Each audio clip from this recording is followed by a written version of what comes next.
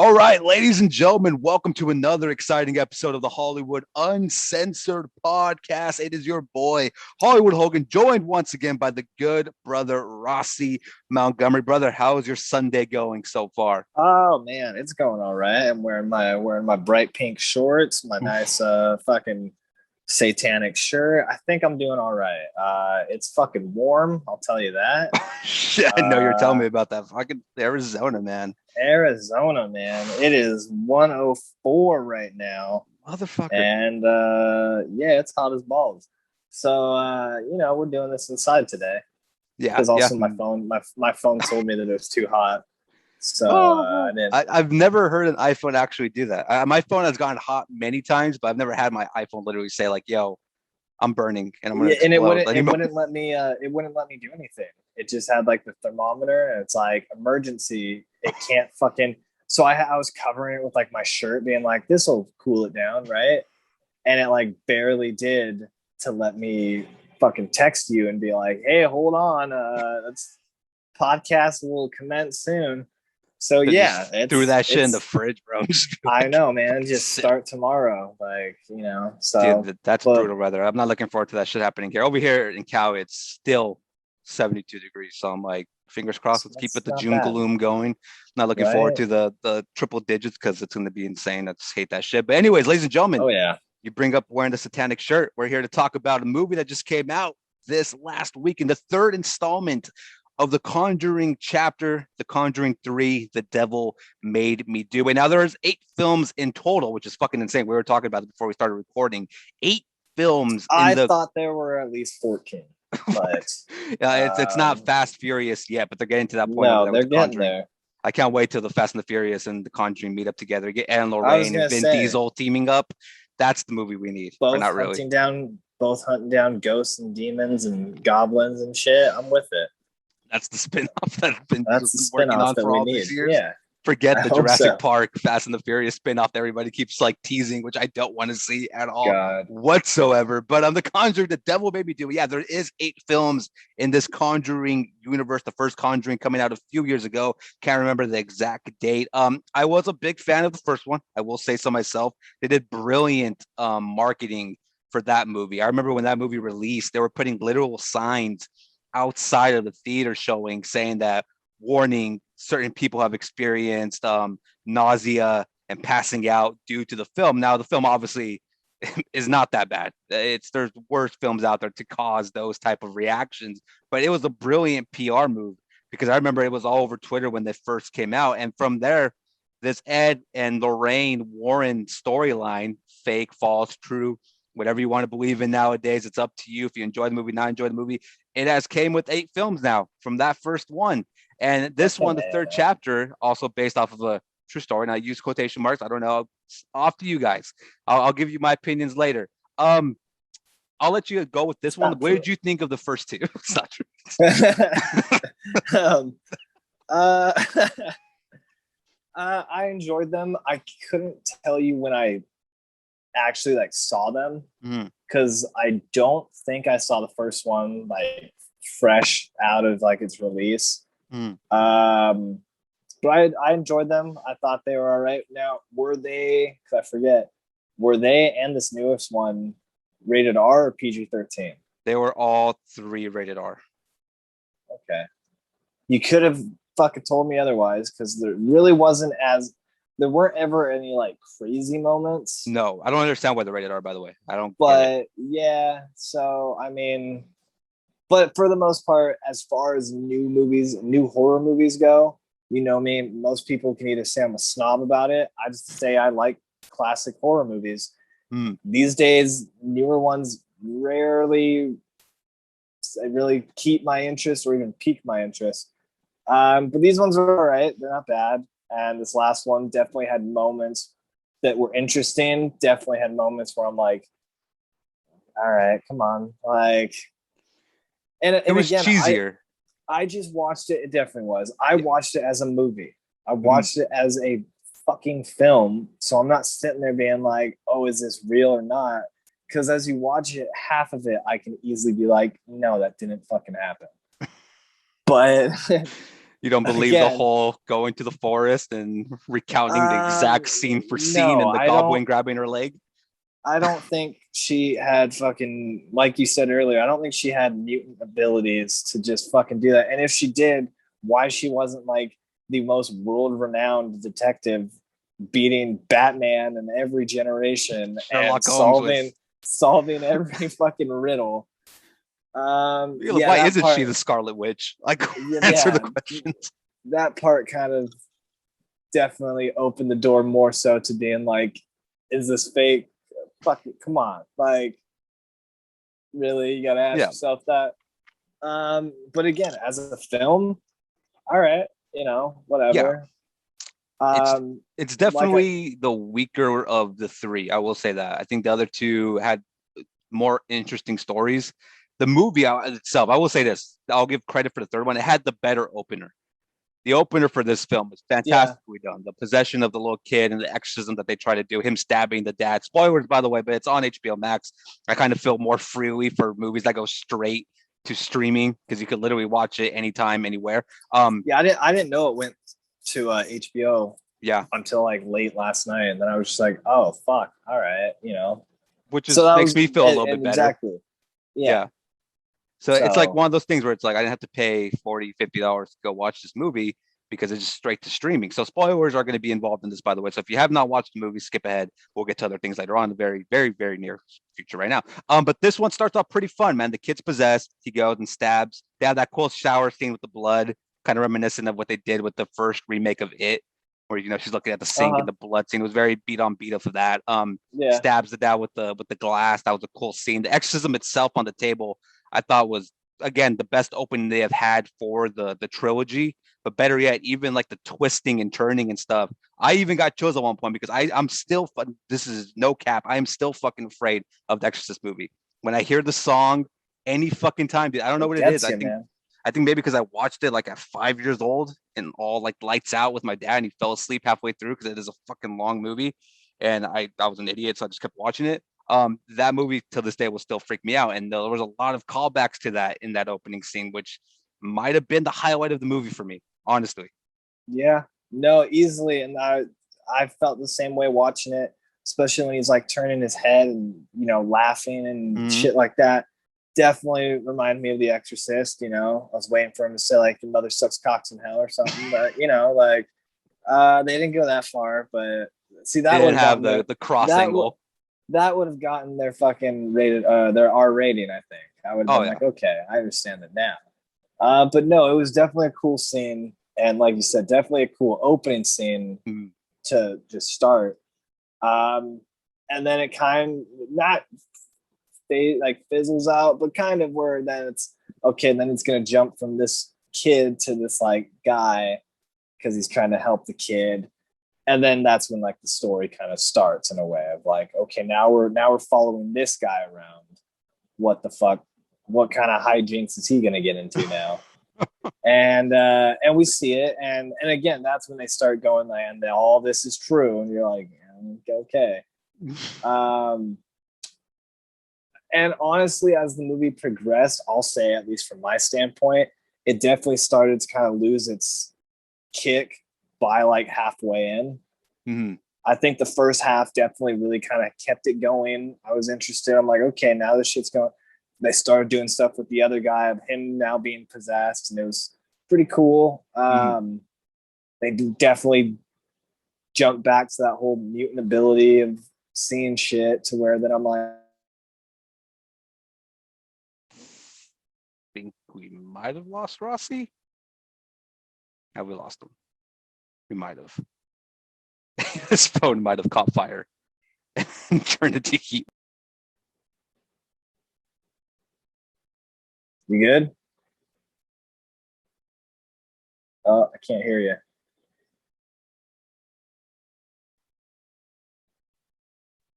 Can you hear me now? Yeah. What the fuck just happened? Hold on. No, you're chilling. I was like, damn it, what did my phone do? Hold on. Unmute. Can you hear me? Yeah. Okay, what the fuck just happened? That was crazy. Okay, now you're frozen though, but I can hear you. I'm frozen now. Motherfucker. Yeah. Like now I'm moving around.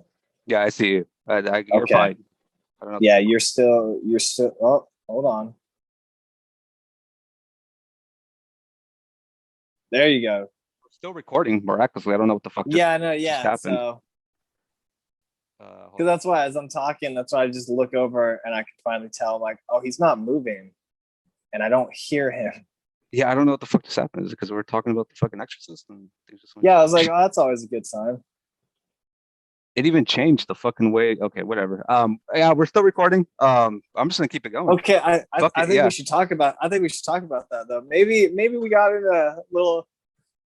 We got into some shit because now maybe we're pissed off the wrong spirit. I don't know, Yeah, man. I've literally never seen My Zoom do bad. that. So that's pretty. I literally made a joke right now, being like his phone caught on fire because I thought like it was your end, and If then like my phone catches on fire now, I think fucking podcasts are done for a bit because yeah, clearly. we would take a break. We would take a break for sure because But that was man, wild. what a hell of a break that would be. Yeah. So we'll. Holy shit, that was awesome. Yeah. Oh, we're Good thing we both had drinks to It was settle all our true. fucking. The Ed Warrens, they were all It fucking was true, all man. true. Fuck it, I lied. I'm sorry. I doubted you. You She was you a fucking showed up. mutant, man. She sees everything. It's all good. We believe in It the was- whole story, dude. It was right. It was right when I was talking shit on her mutant powers. I'm like, fine, fuck, you had them. I don't shit, man. My bad. That was fucking nuts, man. That was great. I literally thought it was like I for some reason I thought it was like, oh, it's a glitch, like it's thing caught fire or some shit. Like the same thing that just happened before we started recording, and then all of a sudden this whole thing just fucking froze on me, and then it came back and it's like recording still. So I'm like, how the fuck are you recording when? I think this might be our best. This might be our best podcast because it might have almost got taken down by a demon who was upset at us. You know, Fucking sorry, Linda Blair, your fucking movie we wasn't rise that above scary. it. Yeah, we rise above it. We're professionals. All right, so this movie was an Oscar-winning performance by Patrick Wilson as Ed Warren. I think this movie deserves all the Oscars and everything that comes our way. Fucking it was man. true. Amen.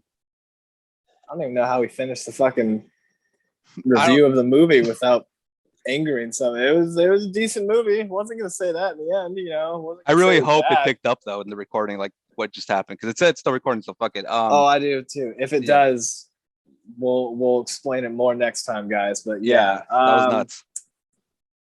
You know, in not just saying it just because of now, but decent film. There's no gun pointed at our head anymore. Maybe, yeah, I know. I'm like, I swear, I'm like looking around, and be like, there's no like hands fucking showing up out of the walls or nothing yet.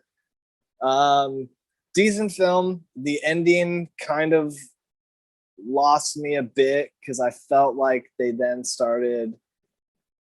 I felt like they were just kind of wrapping up the film. Yeah. So it felt like it was just a sudden. It was like you said, it starts off like very like, okay, possession. He goes to the guy.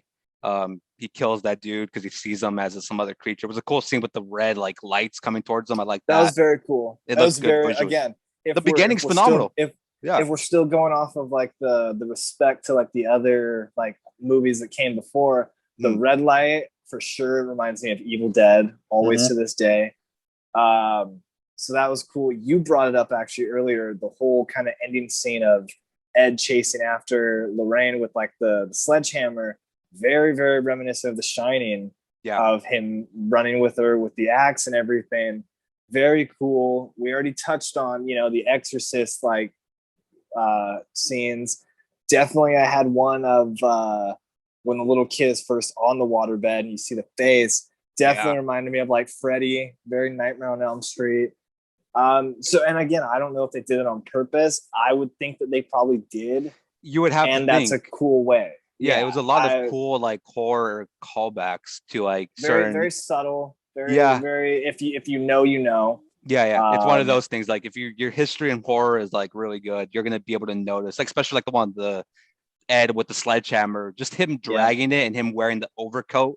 It's like that's Jack Torrance. It's like the way he's even like limping towards Lorraine. It's like it's beautiful. The way he's dragging. Yeah. So, it's a really subtle, but it's like effective for people that are horror fans. For a movie that essentially isn't typical horror, it's more like spiritual, more they're like ghost adventures type of stuff that they're going for, especially Warner Brothers. They're invested into this whole like true story. supernatural. Yes, it is a true story. I'm not going to say it's not anymore. But yeah, I was like, fuck, dude. Yeah, we can't say that. Yeah, so either the Ghost tried to stop us or Warner Brothers did. I don't know which one fucking did. It's the Snyder cut over. I don't know who has more power anymore. You know, it's kind of a toss up. But yeah, it's like you said, there's nice little callbacks. The guy who directed this, man, originally when they announced it, I was not looking forward to this because he made the terrible, I believe, 2018 La Llorona for Warner Brothers, and it was a fucking awful movie that I ended up. I didn't finish it. You're lucky, man, because it was just an awful fucking movie, and if this was weird. It was just dumb. It was really not a good movie. I think James Wan has this tendency of like he'll make the first two, and then he'll just give up after that. Like he'll just move on to something else, and he's like, "Oh, you guys handle the rest." And it's never on par to the way he does it because James Wan is just a talent on a different fucking level. He's probably one of the best horror directors in this generation right now. But he just has a tendency where he's like, "I'll make two, and then bye bye." Like people forget he made the first Saw movie, and then he was like, I was just saying, he didn't make the second one though? He only made the first? He dipped out. He produced all of them, but it's like, come on, like that's okay. Very loosely termed as producing because he just probably had some like say here and there. But yeah, he filmed the first Saw, he did the first two Conjurings. He's had his hands in like a lot of different stuff, and he's a great director, but he tends to just not be committed fully. And these studios, man, you make any sort of money, they want to keep fucking churning the wheel until the milk runs out or they stop making any money at all. But yeah, I think this one, like you said, it starts off the beginning, probably the first 30 minutes are well done. And then once it gets to them looking for like the statue thing, it then it hits a halt. Like it just pauses. It starts going very slowly. It turns into like a love story, detective Scooby-Doo type of thing where they're trying to look for like the witch. They should have been they should have been like doing a scene where like they run through the doors and they're like on the other side. It's like that'd been fucking awesome, dude. I've been like, yeah. And what even brought that to me more was the giant fat zombie dude from when they're at the morgue. Yeah, that just stands up. I'm like, that reminds me a lot of like shit that you would see in the remake of It, more so than what you would see in Conjuring. That's very true. It also reminded me of, which is funny, we always somehow talk about Zack Snyder. It reminded me of his Dawn of the Dead with the fucking fat fucking zombie like getting up and chasing after him. There was like a spike through the eye or some shit. Mm-hmm. But there's our shout out to Zach. We're not going to talk about Justice League though. But we're not going to do it. Guys, we said we're not going to do it anymore. There hasn't been any news, thankfully, for a bit. Yeah, we're not going to do it until like fucking next week. And then we're like, fuck. Some other news. He filmed some other shit that we don't care about, but then we saw him hold up a camera of it, and you're like, that's kind of cool. So yeah, it again, the ending, it kind of then jumped back to, it's just these two against the world solving fucking mysteries and shit, you know, and you're like, all right, you know, it turns into that. And that was kind of it. And then it was kind of done. You're just like abrupt ending, a very abrupt. They're just like, oh, so he went to court. They don't even give you the sentencing, which I'm like, you could have just done that. They could have like music playing in the background, and they cut to like he went to jail. I was waiting for just to see electric chair at the end and then credits. Oh, he's dead. He's dead now. Yeah. Instead, Homeboy gets 5 years for shanking somebody 25 times, I believe. Or 22 times, I forget the exact number. It was between that, yeah. So 22, 25 times shanks a dude, and he gets 5 years in jail because they buy into the whole possession thing. And true or not, who knows? Yes, I'll say yes for now. And then 3 years later, he stabbed another guy. No, I'm just kidding. But then they get you the whole thing where like they're still married, and it's like, oh, okay, happy ending, I guess. And then probably the scariest thing of the entire fucking movie happens, and it's not in any of the actual movie; it's in the goddamn credits, where they play the actual recordings of when the kid was possessed. And for some reason, they don't have a recording of when the other guy was possessed, but that's whatever. But they recorded it when the kid was.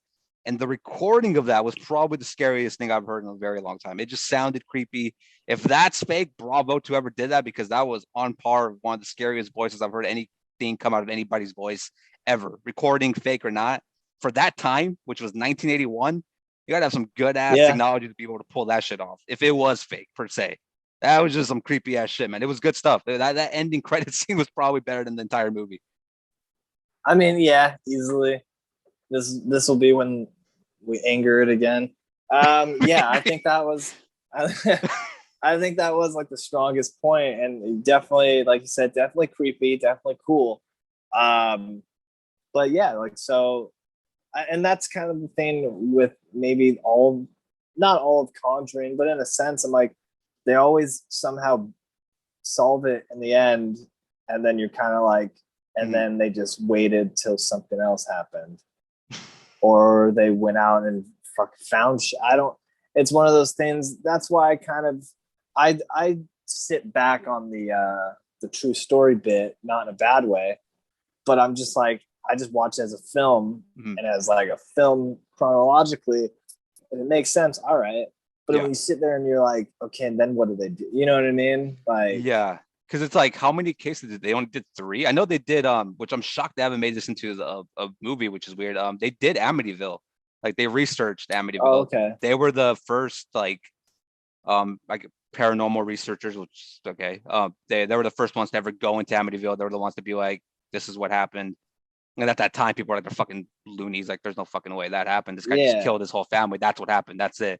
But they were like one of the first to be like, no, there was possession. I'm shocked Warner Brothers hasn't picked up on that. I don't know if it's like an Amityville rights, because you know how many fucking movies they made of that story already to this point. Even the Ryan Reynolds one is still like the most recent. Yeah. Best one where he's making the kid fucking hold the logs and he's cutting them. It just makes me laugh every time. He holds his fucking chubby little cheeks. Yeah, because the second one teased it, and they just never fully went for it. Because this one kind of just came out of left field. I did not know about this story whatsoever. I kind of heard about the first one and the second one, but I've never heard about this one.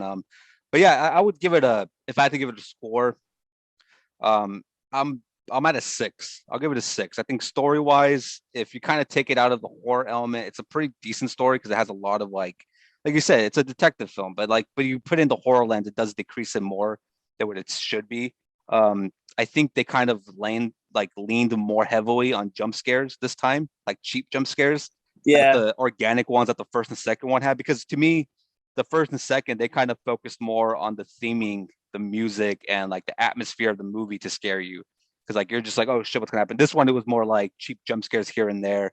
There's that scene where he's mopping the floor in the jail cell, and like the bucket flies, and then the person jumps on behind them. It was decent, but it's cheap, because you can see it coming. They built to it instead of just happening. It should just be the first two. They just fucking made it happen. This one, it was more of a build to the jump scares, and I think again that goes back to change of directors. But I would give it a 6. I think it was decent. It was average compared to the other two. Yeah, I mean, if I'm sticking with it, not in a bad way.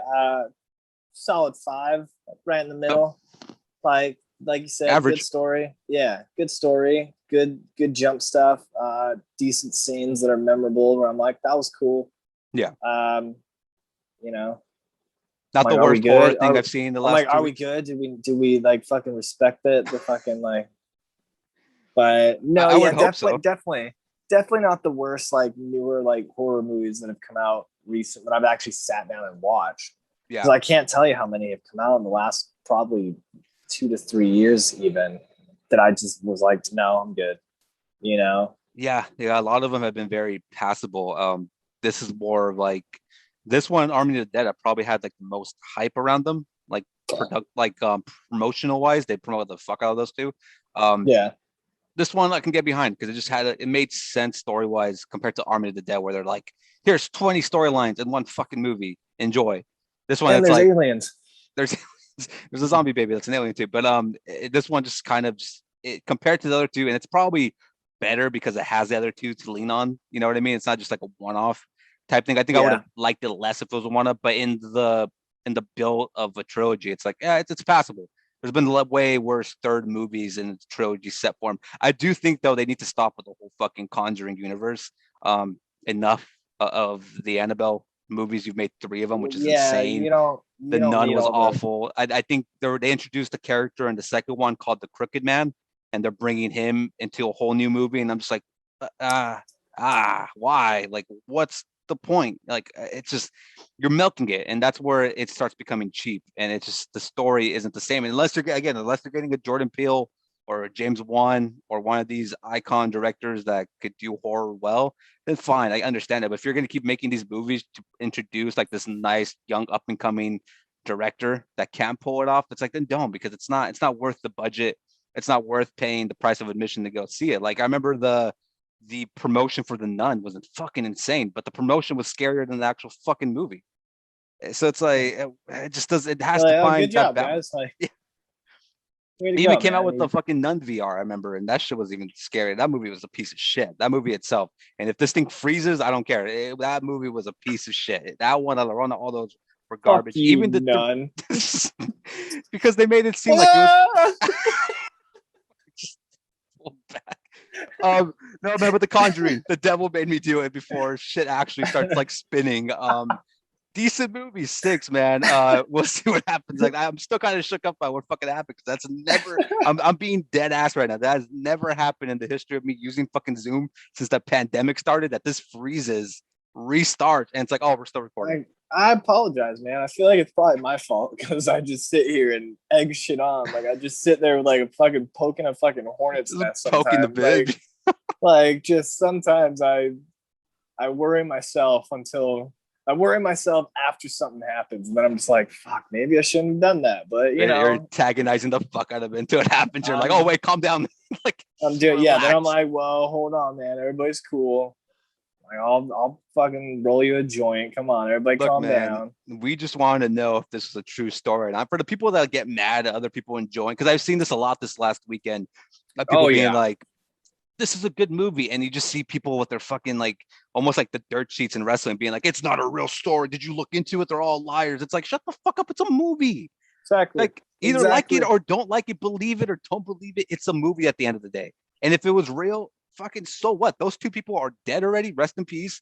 Can't bring them back to put them on a lie detector. It's already happened. Somebody believed in Warner Brothers. They made a fucking first one, made a shit ton of money. They made a second, a third one. If you don't want to watch it because you're just up your ass being like, it's not real, it's not real. It's like, dude, it's not that big a deal. You don't have to prove to everybody. If you don't want to watch the movie because you think it's gonna suck, fine, fair enough. That's different. But I don't. You could have fucking slapped a true story on fucking like any of the Friday the 13th. I would have been like, oh shit, really? Like, all right. Like, now I'm even more interested. It wouldn't have taken away though, like I said from the start of this film, I didn't watch it as a true story. I watched it as a movie and was entertained and was like, all right, this is good. I didn't need it wasn't needed nor taken back by having the true story aspect in it. I didn't end the film then being like, was it true or not? I had my opinions, whatever.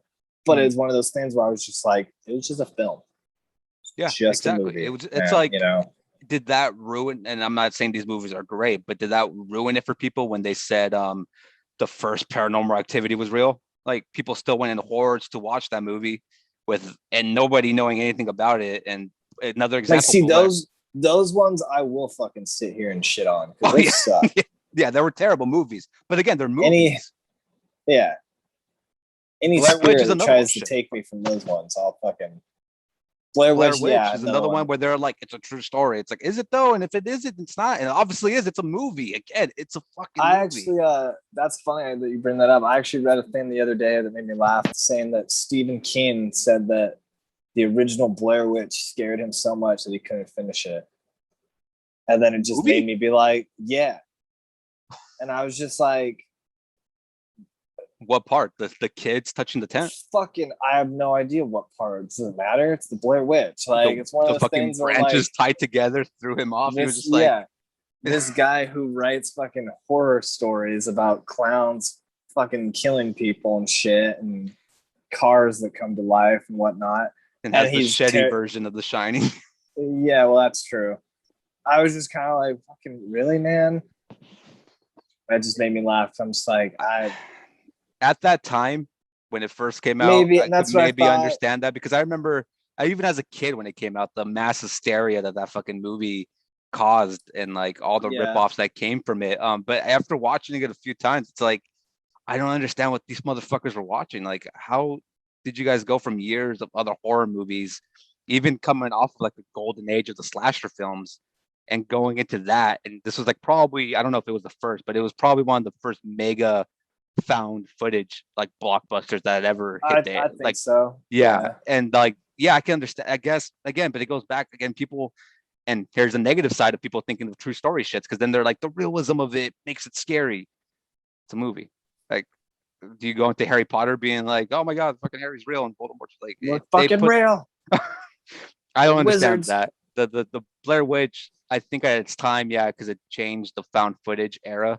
It started it more of anything. I'll give credit for that, for that point of view. Even though I'm not the biggest fan of found footage films, I think they're all shit. Other than probably Cloverfield has probably been the only one that's been ever passable to me as a found footage. Everything else has been shit to me. I've not liked any of the Paranormal Activity movies, not even one. I think they've all been dog shit. The door slamming and the girl getting dragged, seen worse in other fucking movies, man. I could just watch VHS too. That's another one that's phenomenally done. Yeah. So it's just, I guess, stiff and keep. But this is the same guy that slept in a hotel, had a nightmare, and wrote The Shining. So it's like, I don't think he's all there to begin with. You know what I mean? I don't know, man. Horror movies are subjective. You just either you're gonna like it, you're not gonna like it. If you're based off the movie, if it's true or not, and you were like on Twitter complaining about the Warren family, if they're real or not, and if they're frauds or not, you gotta pick a better thing to do with your life, man. That's your hobby, to be on Twitter being like, it's all fake. If you didn't spend any money or give them any money, who gives a shit? You didn't lose anything.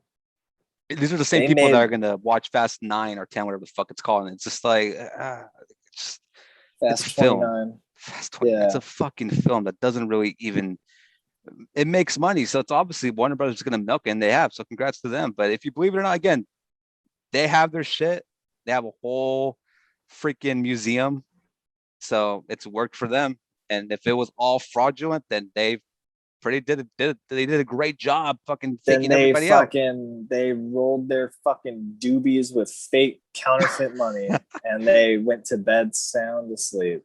Yeah, they're fine. For them. They're sleeping, they're resting pretty fine. Yeah, sure. Like they're leave them alone.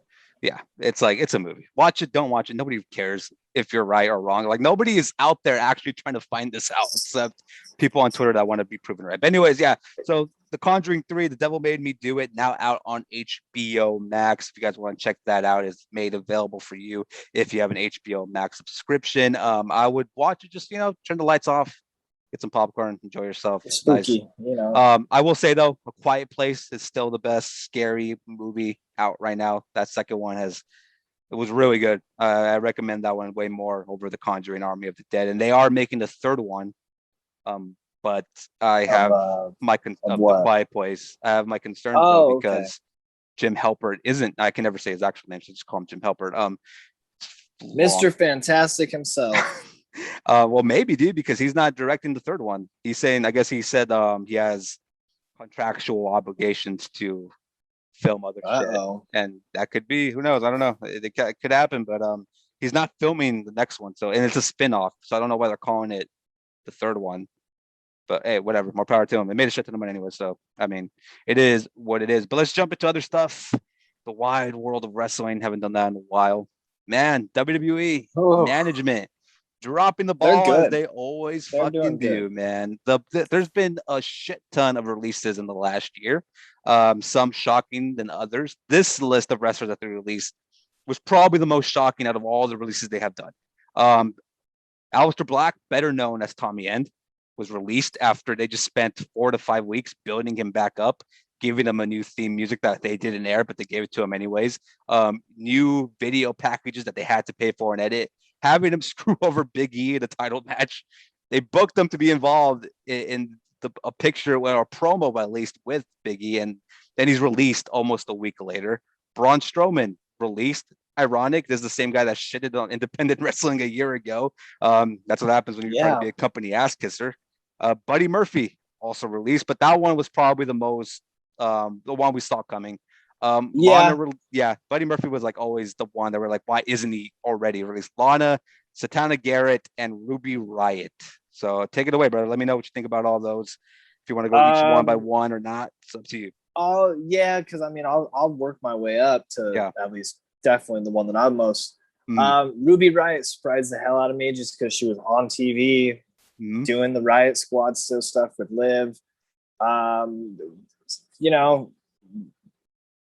could say shocking just because it's like, what the fuck, Lana too, because she was still on TV. Santana's the only one kind of that was like, okay, she wasn't really doing anything. Sucks that they don't use her, but she wasn't, you know, featured on any show, doing anything. So, Buddy, like we said, yeah, definitely a bummer, but kind of saw it coming.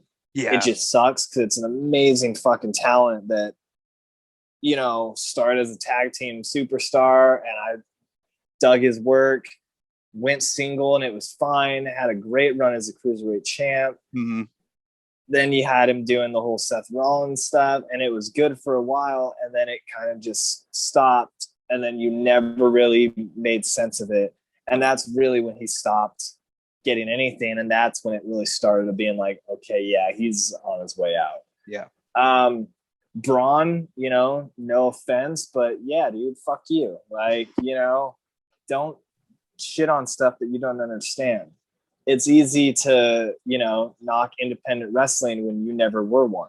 Yep. You know, and that's kind of as easy as it is. And like you said, you know, he said in interviews saying that he would never work for another company. He would never do anything. He's WWE. Let's see how fucking honest that is. Because I saw people saying that he could probably not do wrestling again and be fine. He could definitely do movies. Sure. Background roles. Yeah. He's not going to be a fucking megastar. He's not going to be even Batista, if you want to say that Batista's on the lower of tier like up. the Yeah, Rock, but it would be Cena. like, no disrespect to the Big Sexy, but it would be like Kevin Nash being in those roles of like, it's not megastar, but it's extra type shit where you'll be like the big guy that gets being for like 2 minutes or shit like that. It would never Pretty be on much. Dave or Cena's or Dwayne's level ever. No. Yeah. So, but whatever. And then, yeah, lastly, and surely the one that definitely upset me, but at the same time didn't upset me because I want better for good talent. And fuck, man, Tommy End, Aleister Black, one of the most talented individuals. I still remember to this day sitting in a fucking hotel room in Las Vegas watching the first UK tournament when Tommy End showed up to fight Neville, now known as Pac, and I lost it. I was more excited for that moment than the actual tournament. Mm-hmm. Because I thought maybe that he could show up. He had just been signed, so he wasn't even Aleister Black yet. It was his one and only appearance in WWE, technically, as Tommy End. Lost my shit. Loved it when he debuted in NXT. Finally, I loved it when he won the NXT title. I watched every step of the way. And definitely when he got to the main roster, it, you know, started to suck because you weren't showing him do what he could do. Yeah. And they tried it the one time with the whole angle of him doing the talking, the promos and the vignettes and it kind of just went away. Then they had this last time. This last time really, really was interesting. Really interested me because it definitely seemed more like his independent stuff. So I was interested. And then, yeah, kind of just overnight decided, no, we're good. And, you know, fuck. I don't get how management can still sit there and be like, it just happens. Fuck, no. Like, why? I don't. There's so many whys in that I'll never know personally. There are obviously like no one will know.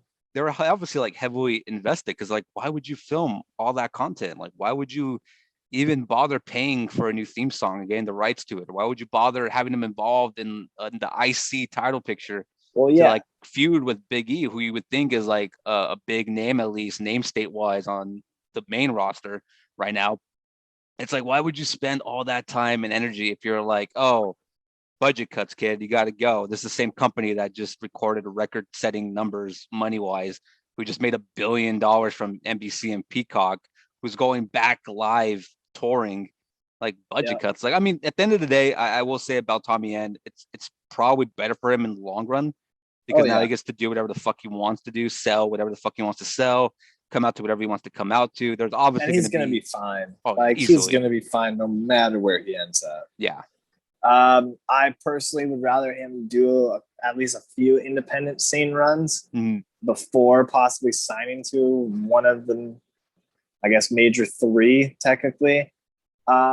So we'll see what he does, but yeah, he's going to be fine. Yeah.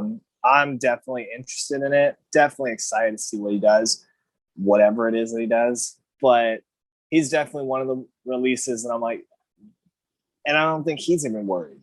You can tell, and that's the good thing too. You can tell he's like, I'll be fine. Yeah, you know, so he's being very nice to WWE, and like in those videos that he's been doing, it's like he's keeping that door open because I think he still has interest in coming back if it was offered, especially with Zelina working at the PC Center recently, and possibly re-signing with the company. And I think they said they wanted her to be on the main roster. I think he's keeping that door open. I think he likes the money that they're offering, obviously, but it's like, are they even offering money anymore? Because they're just fucking bitching about budget cuts off and on. But I think like he'll be good. He'll pick and choose. He has his options. He could do mostly everything, especially now. He can go to New Japan, wrestle whoever they got. He can go to wherever we do Ring of Honor. He could do NWA. Obviously, everybody's gonna say AEW. I mean, obviously, he would be a fit if you wanted to go work a program with Darby and Sting, or even the Dark Order, et cetera, et cetera. The dude would be, he's going to be over. Like, he has an insane amount of talent, wrestling skill wise, look wise, theme song wise. He just has that look of a wrestler nowadays. Whereas you see Darby going over like fucking crazy. Well, that's Aleister Black times 10. It's like Tommy End's going to be fucking insanely over wherever he ends up. Which is kind of why I would rather him not go to AEW, because I don't want, not to knock them, but like newer fans and more so like younger fans, I don't want them to be kind of dumb and like blind to being like, oh, another dark figure, so they all automatically have to be teamed up. Like, no, they can all be doing. He's completely different. Darby's a dark character, sure, but he's not doing these style promos. He's not doing these style maneuver. Like, they're different. Yeah. You know, so clearly, yeah. But it definitely could work. Like I said, if I had my way, I'd rather him do, maybe even go back to ICW for a couple stuff, go to WXW, different independent companies that I think would benefit from it. And also just a huge exposure for those companies, no matter what, but also just to start him off back where he's, far more comfortable, I think, too. Yeah, he's the type that's going to flourish in that scene where like Cody flourished in the independent scene before all this shit happened. Pac, all these guys were there on AEW. They were able to recreate themselves or even go back to what they were, and it flourished doing what they do best. I think he'll be fine. Another guy like Buddy Murphy, dude, he could literally just go to New Japan and that could be their new Kenny Omega. That's like how talented this motherfucker is. Like, he's a guy that could steal the show with anybody, anytime. For some reason, they just didn't want to use him in wrestling. They had him involved in that Rey Mysterio daughter fucking storyline before he was just kicked off of TV. This is a guy that literally, if you're New Japan Pro Wrestling, offer him all the money in the world and just book him like I booked Omega, build him up the same way. And that's easily said. And I said it from the beginning too. Buddy Murphy is absolutely a wrestler that can be turned from a cruiserweight to a world champion if done correctly. I would believe it. I would buy into it. It would be sold. Depending on the company that tries to do it, though, and to give them credit, I could see Impact doing that. Yeah, me too. He's the type of guy that Impact would definitely be able to do something like that with. I'm not saying that other companies wouldn't, but he's the type of caliber character and just wrestler. Like you said, New Japan for damn sure. Don't go and join Bullet Club. I don't need that. That would be so fucking awful. Just go there and do something though. But and even again, he's someone that probably easily too could do well in AEW. But I feel like they're getting a lot of guys now that their kind of problem is going to be they got a lot of guys, not enough people to go after certain titles. Doesn't mean you got to make more titles necessarily. Just got to figure out who's in going what where, spot. I think Pac being there kind of also kills Buddy going there. You know what I mean? Yeah. So, but who knows? He'll be fine. The one person I will say I think AEW needs to sign and sign ASAP is probably Ruby Riott. I think she has the look, the style, the skill set for that women's division, which is slowly progressing. If people, like you said, the common fan likes Darby because of Darby being Darby. You know, this fucking Yeah. skateboard, he has the look. It's that's in right now. Ruby is like that, but she's also a phenomenal freaking wrestler. Like she could do skills that are insane. She's not just a tag team wrestler. You could put her in that singles run, and she could probably be one of their bigger, more over women. And that, like, take Conti, she wasn't that big in NXT. Honestly, she's killing No. it in AEW. Like Yeah. she's slowly but surely getting more popular each week. Ruby Riott with her look, whereas in WWE they probably didn't like that look. Honestly, that's not the Vince demographic type of women that he wants, especially with the idiots bringing back Eva Marie. It's like, the fuck are you guys doing? But anyways, like Ruby Riott deserves the time of TV time that they're giving Eva, but whatever. Ruby in AEW, I think just works just because that's the type of style they've shown off, and I think that's what that fan base is into so far. Like they're into that Yeah. style more. So they're not looking for the look. They're looking for like the overlook. They're looking for somebody that has that style, but is more realistic, that can wrestle their ass off. That's Ruby Riott, essentially. That's a big L, dude, Absolutely. that they didn't do that. Like if they're not going to do shit with Liv Morgan either, that's another one where it's just like, then let her go and do shit at AEW, because obviously she'll get the TV time, you know, Yeah. or she could go NWA, not Ring of Honor. Ring of Honor seems like it's still the dying ship. They've taken over Impact It's as like trying, man. the train, fucking little train Pretty much. that won't go away. Buddy, if he goes to Impact, that Buddy is what fucking Impact thinks Rich Swann is. You know what I mean? Oh Where they yeah. think Swan is this like superstar in the making, but he really isn't. He's never has been. He's a No. good little guy, but it's like he's never gonna be that top tier. Where Buddy's looks the little fucking way, but he's fucking big time. That guy could put on classic matches with the whole Oh, fucking roster. definitely. He'll carry that whole roster if he has to. That's how good. Yeah. That's how high I'm on Buddy. As for Braun, from what I heard, he was released because he was getting paid $1 million a year, and WWE didn't want to pay that at all. Which now brings the question that a lot of wrestlers, this is according to Fightful, that they're saying there's the sense in the locker room is that WWE is going to sell like really soon. Like Nick Yeah. Khan, which is the other evil Khan in Connecticut, is like trying to push the sale of WWE, which I'm like, okay, that's interesting, because if it goes to Fox, technically it goes to Disney. Because I always forget fucking Disney owns Fox now. If it goes to Yep. NBC, who just paid $1 billion for the library, which makes fucking sense for them to buy the whole fucking company now. It'll be interesting to see what happens, man. Obviously, they're just that whole management team over there is fucking ridiculous. They don't know what they're doing. They're just, it's a continuing, it feels like it's a continuous sinking ship. Monday Night Raw this week had the lowest third hour rating of all fucking time, which is insane. And another thing, look at Andrade now in AEW. Looks like a Yep. star. It's gonna be a fucking star. They need that type of guy there. And like I said on Twitter the other day, fucking Hunter saw that and he made him a star in NXT. Yep. The only fucking person in Andrade's career that hasn't seen that this guy's a star is the old man in Connecticut. That's the only motherfucker that's been like, not good enough. We're just gonna keep you in the stupid tag team, and then we're not gonna use you at all. Hunter saw the potential there. That's why he had him. That's why he probably had some of the greatest NXT title matches of all time with Johnny Gargano. So that's a huge Oh. pickup, man. But that's another thing too. It's like, how many people can AEW pick up? Because that's another guy where it's like you can't just have him floating around in your mid card No. picture. As much as the Exactly. TNT title is flourishing, it's like you can't just have these guys just in that like Ethan Page. I No. love Ethan Page, but he's just involved in like this thing with Scorpio Sky, and I'm like, both of these guys should be killing it as single wrestlers. I get you want to build the Sting Darby thing, but you gotta do it to a fucking point. And you have Lance Archer who just fucking lost. There's a lot of guys on AEW that are just, they have to be involved in title pictures, but they're not all gonna be. So if you add Yeah. more to that play, it's like, yeah, you have another show coming in 2 weeks with Rampage, and I don't really care for the Mark Henry signing. They kept building that shit up to No. being like, Mark Henry. It's like, okay, whatever. But we'll see, man. It's an interesting time. I think like everybody else, Tommy End will be fine, Buddy will be fine, Ruby will be fine. Lana will end up with Miro. It's gonna happen. It's got to accept that for what it is. That's Exactly. just a given. So it's like, doesn't really matter. Satana Garrett will kill it wherever independently.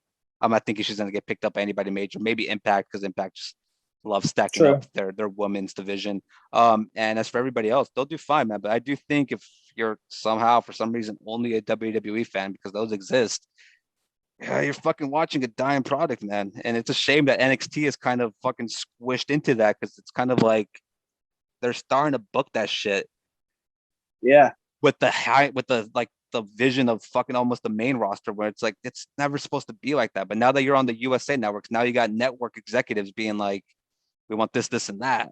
And when Hunter had all the freedom when NXT was just on the fucking network, it was a way better show because it had that freedom. Now it kind of feels almost like it's getting constrained to a certain point Yeah. of view. And it's a fucking shame, man. It's a real shitty way, but like I don't know anybody that could watch Raw on a weekly fucking basis. And if you can, God bless you. Yeah. I don't know. It's not me, but It's not any of us. that's for sure. So, but yeah. All right, man. Other than fucking almost losing whatever this is, I'm very excited to see what actually got picked up in that little. Yeah, we'll make sure because that's a good story at least. That was a good one. I liked it. Right in the middle of talking about The Exorcist, it just all went to shit. That's dude. I'm telling you, I don't fuck with that movie. There's something about It that happens. shit that's just it's another level, man. But anyways, ladies and gentlemen, this has been another exciting episode. I think this is the second one of the week. So, like I said, things are changing. Yeah. We're gonna try uploading more, start giving you guys more shit. As long as there's news, or even sometimes we'll probably just even jump on here to talk. We'll just create news. We'll just start making fake shit. Doesn't matter. And then we'll call it True Story. Maybe it'll be a movie in 10 years. Who knows? Yeah. But ladies and gentlemen, again, we'll be back if there's news. Again, no news. Maybe we'll just jump on here sometimes just to talk about random shit. I know there's a lot of other things that we're interested in, like movie wise, and all the other things that are coming. But I think this summer should be at least a little bit news filled because obviously the COVID shit starting to end finally, and everything's starting a little bit get back to normal. So we'll get back. I don't know if we're gonna watch it, but fucking Black Widow comes out soon. I don't know if maybe. Yeah, it's on the board, but I don't know. We'll get there.